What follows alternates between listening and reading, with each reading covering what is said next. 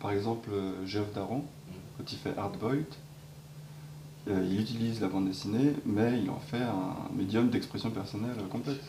Et avec la bande dessinée, il refait quelque chose d'autre qui est de la bande dessinée, mais qui a des préoccupations complètement différentes de ce qui appartient au monde de la bande dessinée.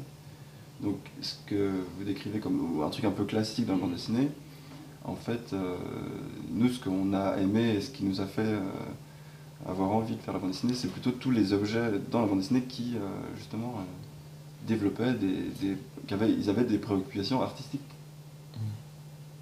Les gens qu'on aimait, c'était ceux-là. Enfin, en tout cas, de nous, notre point de vue, je pense que, et on n'est pas les seuls, il y a la croyance dans le fait que la bande dessinée, ça n'arrête pas forcément au format du livre, et que la bande dessinée, on peut en fait faire de la danse contemporaine avec une démarche de bande dessinée.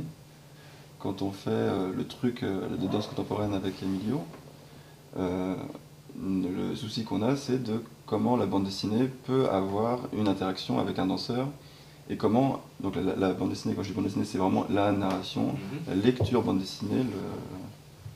Oui, c'est ça, c'est la narration en fait. C'est comment même dans la vie on peut dramatiser quelque chose, on peut fluidifier une parole ou montrer du fantasme, comme tu disais.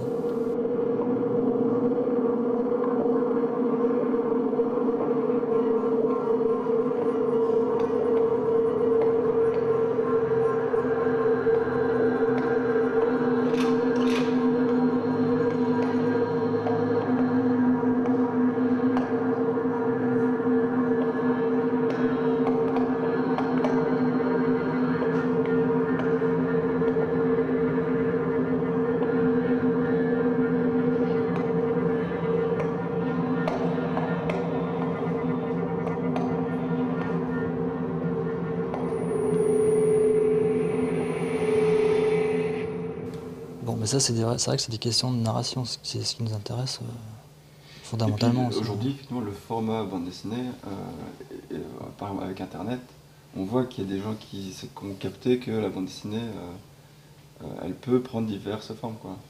Donc quand vous parlez d'un rapprochement entre l'art contemporain et la bande dessinée, à mon avis, on peut plus parler d'un déplacement de format de la bande dessinée qui peut effectivement aller vers d'autres endroits.